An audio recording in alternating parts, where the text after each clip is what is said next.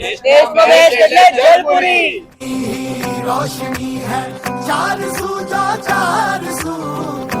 જલપુરી એટલે ટેસ્ટમાં બેસ્ટ.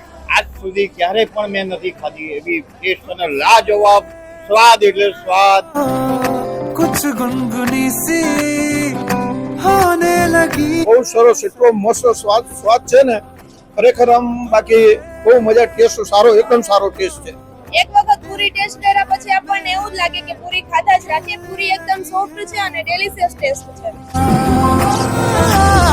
आया मेरा है तू और मैं तेरा.